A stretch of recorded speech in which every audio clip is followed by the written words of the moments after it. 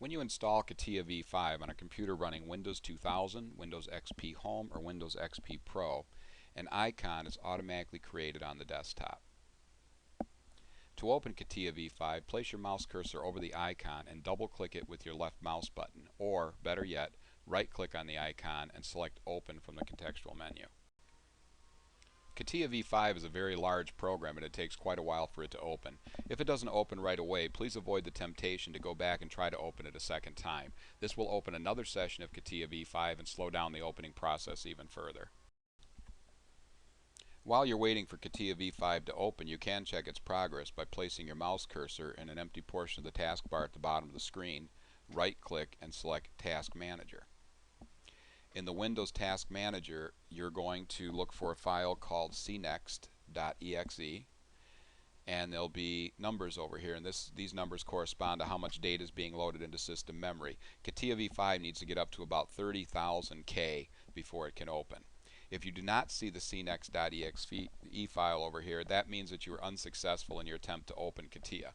Usually it's a double-click problem. So what I recommend is you come back over to the system icon, or the icon on the desktop, and you right-click on it and select Open from the contextual menu.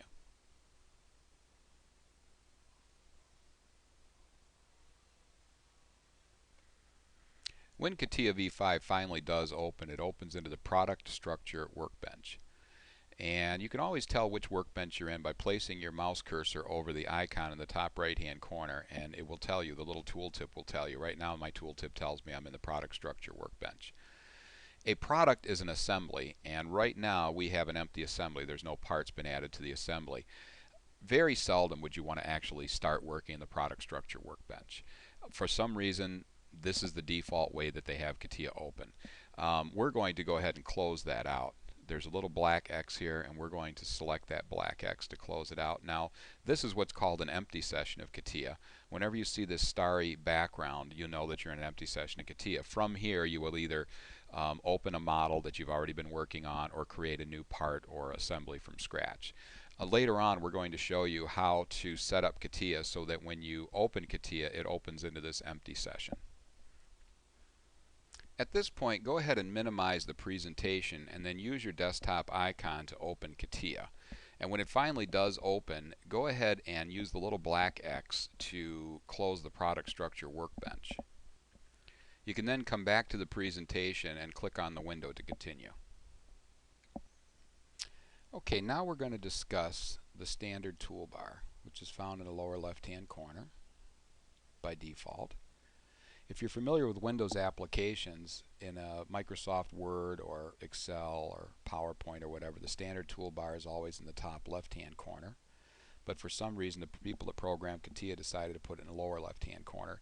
Later on, we're going to show you how to move the toolbars around. The first tool that we're going to discuss is what I refer to as the dog-eared piece of paper. If I put my cursor over it, the little tooltip says New. And if I click on it with my left mouse button, I get this new dialog box up. Now, these are all the various types of documents that you can create right now with Catia. And depending on the license that you have, it's going to dictate how many selections that you have here.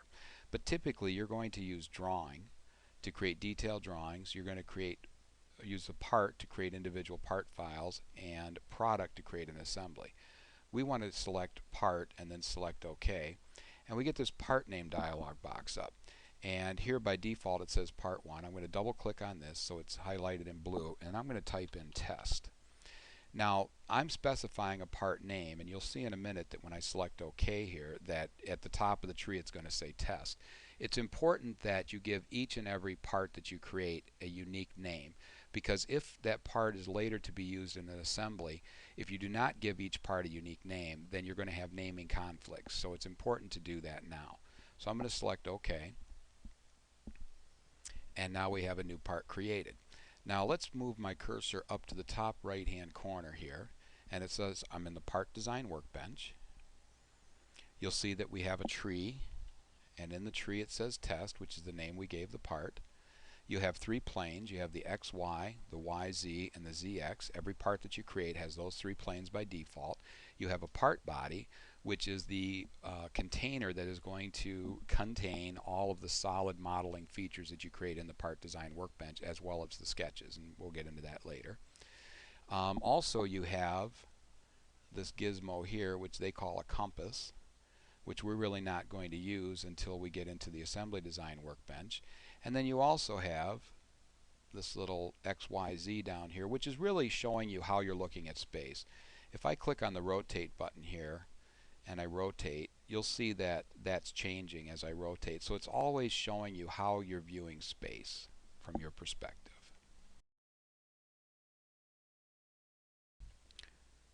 Okay, the next tool we're going to take a look at is called Open.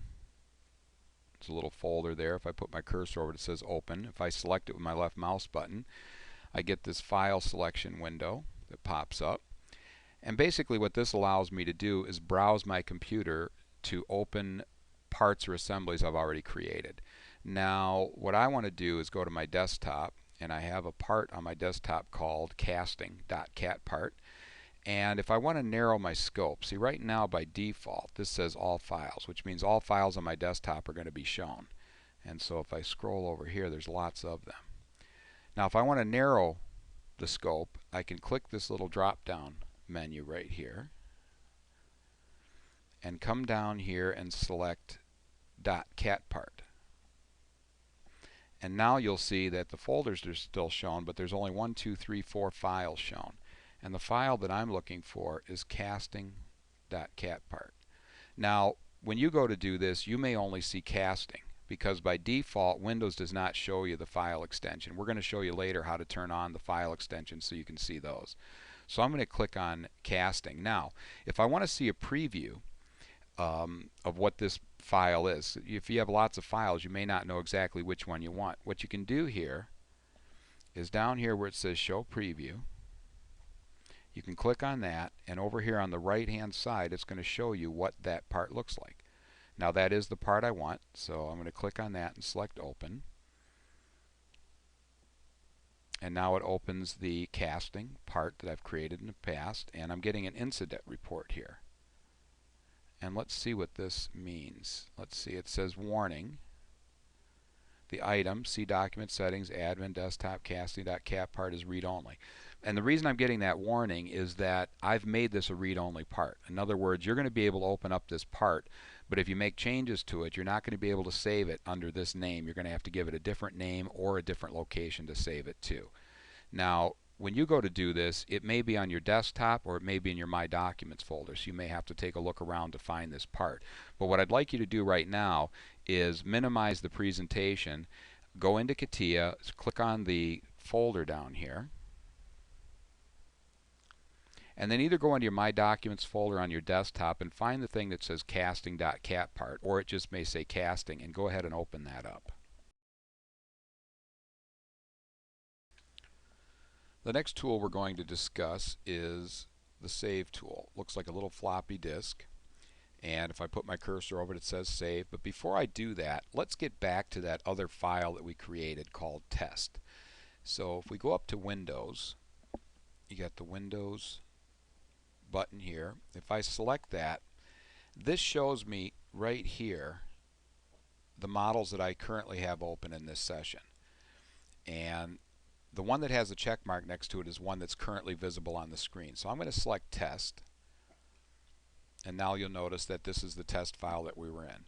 If you have any question about that, it says Test at the top of the tree.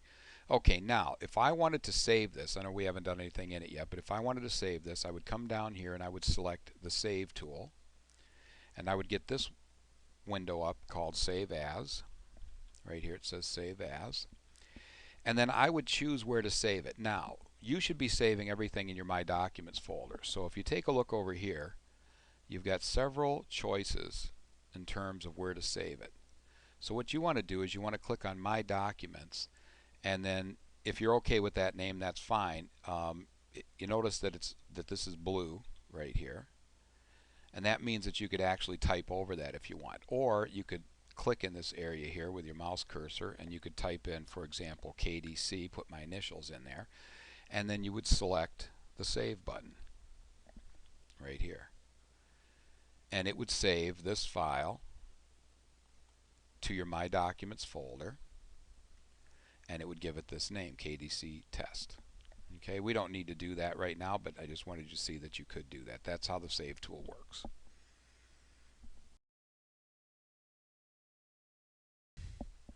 Okay, before we move on to the next tool, let's go back up to the window pull-down menu and select Casting. So we have the casting on the screen. Alright, the next tool we're going to discuss is called Quick Print, right here. And we're going to discuss it, and the first thing I'm going to tell you is I never use it. Because it doesn't give you any options as to how you're going to print. Basically, it just takes whatever you have on the screen and dumps it to your printer. So I'm going to show you what I prefer to do. Let's go up here to the File pull-down menu, and let's select Print. Then you get the Print dialog box up right here. And this gives you lots of options on what it is that you want to do. For example, over here I have no fitting, or fit in page, or fit to, and then you could specify a scale. Let's do a fit in page. On the right hand side here I have a preview, so I can select that, and it will show me what the print would look like if I went ahead and clicked the print button now. You can specify how many copies you'd like to print. There are some options here in terms of page setup. There's options in terms of whether you want to print in color or grayscale, whether you want to have a banner, various types of things here. You just get in there and play around with it. You also have a properties button here, and this will allow you to get into your printer properties, and you can specify, for example, whether you want to print in landscape or portrait, paper size, things like that. And then once I have this all set up the way I want, I would just go ahead and click OK, and it would print whatever it is that I've specified to print. So it gives you lots and lots of options that you just don't get when you use the Quick Print tool. So I never use the Quick Print tool. Let's cancel this. And so what I'd like you to do now is go ahead and minimize the presentation and go into use the Windows pull down to bring the casting drawing up, and then go to File, Print, and just take a few moments to take a look around here. Don't try to print it, but just go ahead and take a few minutes to take a look around and do a preview and things like that, and get familiar with this window. It's going to be something that you use quite often. Then when you're done, come on back to the presentation.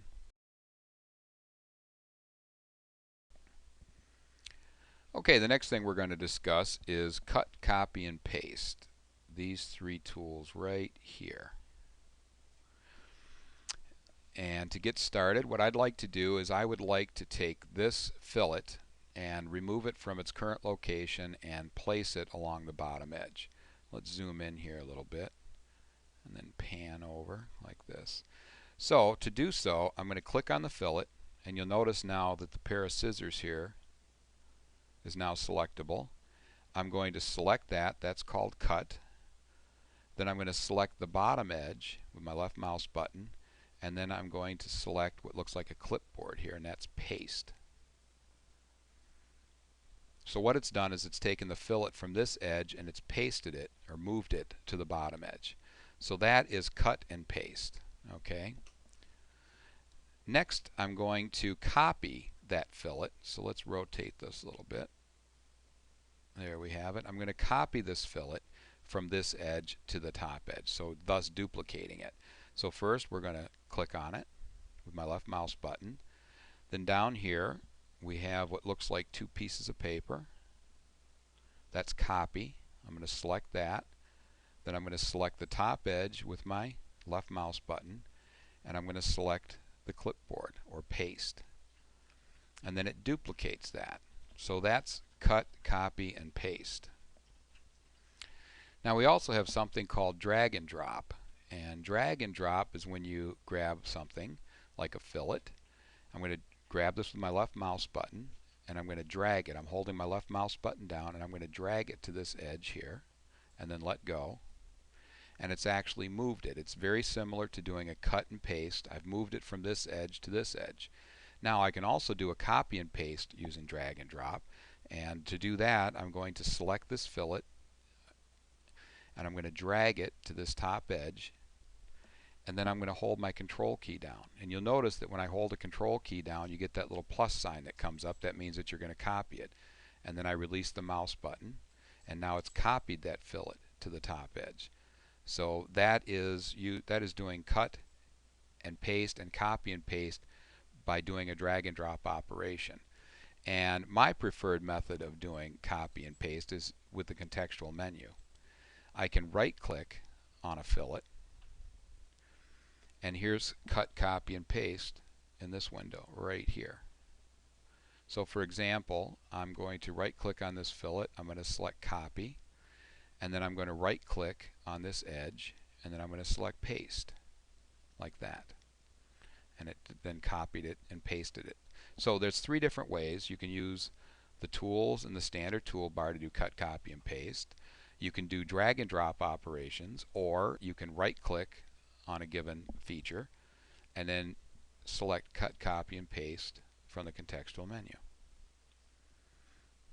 Now what I'd like you to do is minimize the presentation, go into Catia, the casting part that we're looking at here, and I would like you to try all three methods. I would like you to use the cut, copy, and paste in the standard toolbar. I would like you to try drag and drop, and I would also like you to use the contextual menu. Now, if you'd like, you can delete a fillet that you've created simply by right-clicking on it and selecting delete here. Right-click, delete, and then it's gone. Let's take a look at one more thing before we turn you loose on it. If we click the plus sign in the tree, you'll see that there are those fillets that have been added by doing my cut, copy, paste.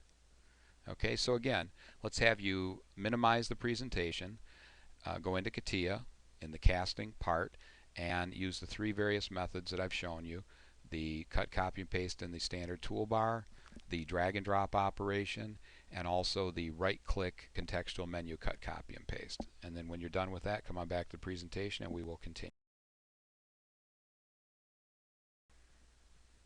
The next tools we're going to discuss are undo and redo.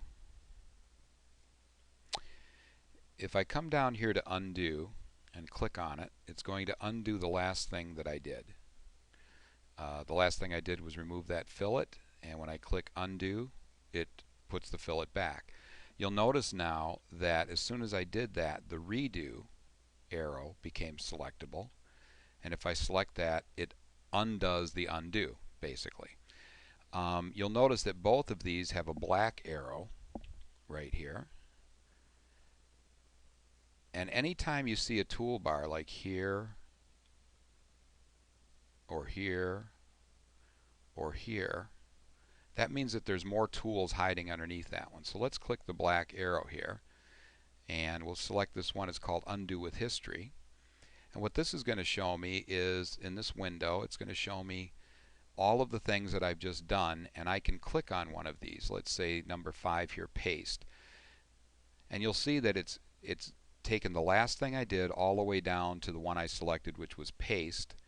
And then up here, it doesn't look like it, but it's actually a button.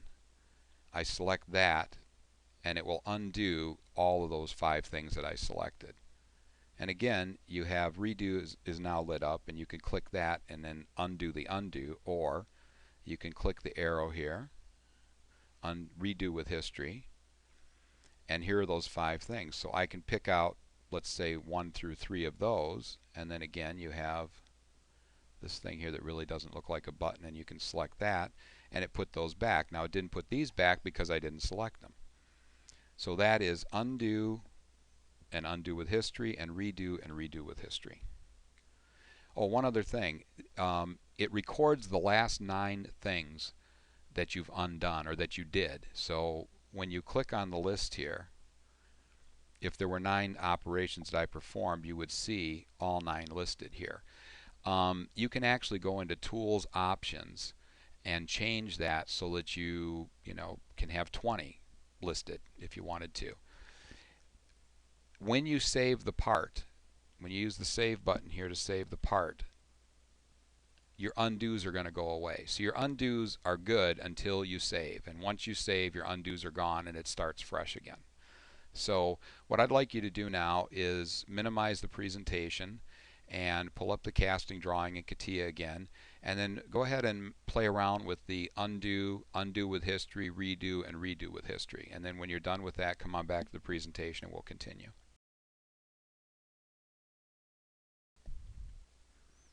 Okay, the last tool we're going to discuss is right here. It looks like a question mark with an arrow.